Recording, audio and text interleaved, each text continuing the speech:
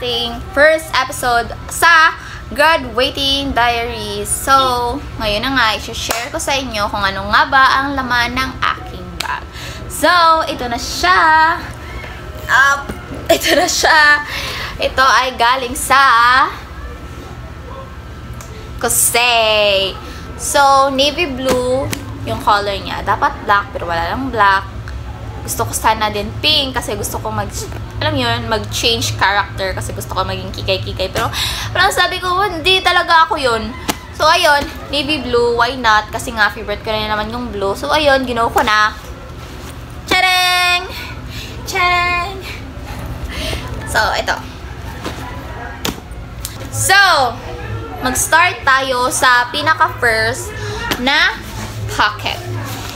Nasa first pocket ay, by the way guys, kung maanoy kayo sa buhok ko kasi lipad ng lipad pa ganon, it's because may electric fan dito sa tabi ko. Dahil kailangan ko ng hangin kasi pag walang hangin, dahil hindi ka mabubuhay. Napakainit sa Pilipinas. So, balik na tayo dito. So, yung nilagay ko dito is candies. So, anong candy? Anong candies? Isang klase lang siya na candy, Ayan, madami. At ito ay ang White Rabbit. Hindi to sponsored, So, ayun na nga, madami akong White Rabbit kasi sabi ng mga matatanda, sabi ng mga, alam mo yun, concerned oldies, na nakakatulong daw tong maibsan ang gutom mo.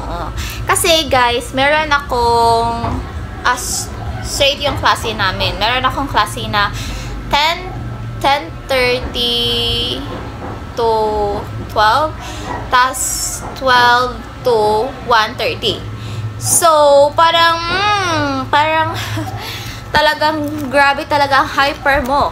So, ayun, pag in case may mga gagawin kaming mga activities, hindi talaga pwedeng kumain kasi nga may activities, 'di ba? May dapat i-pass or ano ba? At least kakain lang ako nito para maibsan-ibsan yung gutom ko. 'Yon. And then dito naman tayo sa pangalawa. Dito.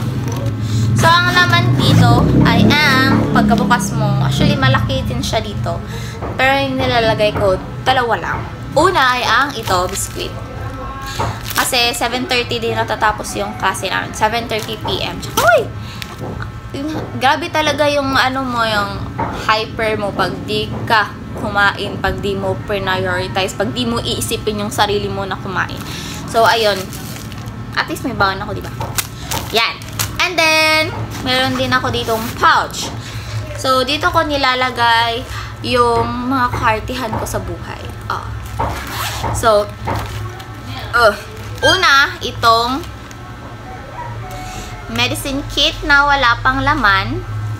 Yung laman lang dito is yung, Band-Aid, tsaka Buscopan pag masakit yung puson ko, tapos Diatabs. Dito puno yan, pero nagamit kasi last week. Hindi pa ako nagkaroon ng time para lagyan ulit. So, ayun. And then, wipes. And then, tissue. Tapos, toilet seat cover mula sa Sonicare. Disposable to, guys. So, ginagamit ko yan pag nasa CR, malamang saan mo gagamitin. Ginagamit ko yan sa CR. Lalo na, guys, pag hinaritnan ako kasi mas gusto ko tumatambay sa CR. Tapos gusto ko komportable yung pagkaupo ko. Mas nakaka-help kasi sa akin pag, nakatambay ako sa CR. Tapos in case pag nasusuka ako, malapit lang yung susukaan ko. Tapos meron pa tong, dapat cutting ko. Pero wala, naubusan ako. Kaya bibili pa ako. Sabi ko sa inyo, naubusan ako. Kaya bibili pa. So, ayan. Isauli ko na to, guys. Kasi ayaw kong pagkatapos ng mag-video is mag-arrange na naman ako. So, at least, pagkatapos ko ipakita sa inyo, babalik ko ulit. And then, wag na muna tayo dito. Dito muna tayo sa may likod ng bag. So, dito ko nilalagay yung phone ko. Ayan. Medyo malalim naman siya. Ayan, o. So, dito ko nilalagay yung phone at yung wallet ko. Kasi, naingal ako, guys. So, kasi, mas gusto ko dalhin yung bag ko na nakaganito. Ayoko na siyang dalhin na nasa front. Lalo na kapag nagko-commute ako. Kasi parang ang hirap lumusot sa pintuan. Lalo na kapag nakikipag-unahan ka sa ibang pasahero. So, ayun. Tsaka di na rin ako mag-o-overthink na baka may magnakaw dito, ganyan. Kasi wala namang masyadong importante dito. Nasa, nasa likod. Dito lang, dito sa may likod. Tsaka, may uso kasing dito guys. Yung gamit sila ng ting or any matulis na cutter, ganyan. Tapos, bubutasan nila yung bag mo. Tapos, ayun, kukunin nila kung anong nasa loob ng bag mo, kaya uso yun dito. At least, diba, di na ako mag-overthink na nasa ganito yung posisyon ng bag ko, tapos di na ako mag-overthink na, ano mawala sa akin. Ganon. So, next naman ay dito sa main compartment. Spacious to guys, gusto ko to. So, yung bag ko, malaki siya. Maraming pockets, which is I like kasi ang dami ko kasi mga anik-anik sa buhay. So, dito, magsimula tayo dito. So, meron akong power bank. Kasi guys, kami ng mga classmate ko, nag-uunahan kami kung sino yung unang magcha-charge. Hindi ako, nagpaubaya na. Nagpaubaya! Hindi, kasi ayokong pakipag-unahan. Kasi what if, hindi ako yung mauna, edi low-bat ako, diba? So, kailan ko kasing i-chat yung mama ko kung nasa na ako. In case, may emergency. So, ayan. And then, charger ng phone ko. At saka, earphones kung gusto kong magpa-cam, feeling lonely. Ganon. Tapos, dito naman sa next is yung ID ko. So, at least, di na ako magpapurara, diba? Alam ko na, tanda ko na kung saan ko nilagay, saan ko dapat ilalagay pagkatapos gamitin. Tapos, lipsticks. So, from Says Lady, and then, Maybelline. So, dito ko siya nilagay. Actually, dalawa talaga yung pouch ko, pero parang, di na kasya yung baunan ko dahil pag magdadalawang pouch pa ako. I mean, kasya naman, pero ang bulk tignan pag sobrang puno ng bag ko. So, ayan. Tapos, di naman ako masyadong nagpa-powder. So, ayan. Tsaka minsan, guys, nagmamas na lang ako kasi tinatamad ako. Lalo na kapag ang dami naming gawain, ang dami naming activities, tinatamad na akong mag-ayos sa sarili ko. Eh, di, mas na lang. Mas na lang ako. And then, payong na may cover na ganito. Tingnan nyo, nasira na siya. Pero pwede pa to. Kaya pa to. So, meron ganito yung payong ko. Kasi nga, diba, minsan, pag nasa jeep, sa modern jeep ka, kailangan mo talaga siyang i-close. Kasi pag hindi, malamang mababasa yung ibang mga pasahero, tapos mababasa yung sapatos, yung medyas mo, ganyan. So, at least, diba, pag kinilos ko na tong umbrella, tapos ipapasok ko dito, di na ako mag-overthink na mababasa yung loob ng bag ko. Pencil case. So, gusto ko tong pencil case, guys, kasi pwede siyang maganito. Diba? So, malalagyan mo talaga siya ng maraming anek-anek sa buhay mo. So, buksan natin siya. So, dito, makikita mo, may zipper. And then, ang nandito ay correction tape, eraser, at sharpener. Yun lang. Tapos, dito naman, ouch. Dito naman ay yung mga pets. So, nandito naman sa next, sa lalim, ay mga highlighter ko. 4. And then, marker in case na gumawa kami ng instructional materials on the spot report, ganon. So, meron na ako. And then, lapis. Ito guys, gamit na gamit to pag nagre-review ako kasi parang hindi siya napapasok sa utak ko pag sa tingin ko wala masyadong sulat-sulat, wala masyadong circle-circle, underline yung reviewer ko. Kaya, gamit na gamit yun sa akin. Tapos naman, may alcohol dito na sinapit ko sa ano to, paper clip folder. So, yan, may alcohol na nakasabit dyan. So, ayun. So, pagka-open mo, dito ko nilalagay yung mga papers ko. Tapos, notebook. May binder ako, guys. Pero, hindi ko pa gagamitin kasi wala pa naman masyadong sulat-sulat. So, baka sa susunod na lang. Tapos, ito, yung gusto ko. Meron siyang dito, laptop. Sariling lagayan yung laptop. So, ito. Sharing. Lagayan ng laptop. So, nandito nakalagay yung tablet ko. Ayan.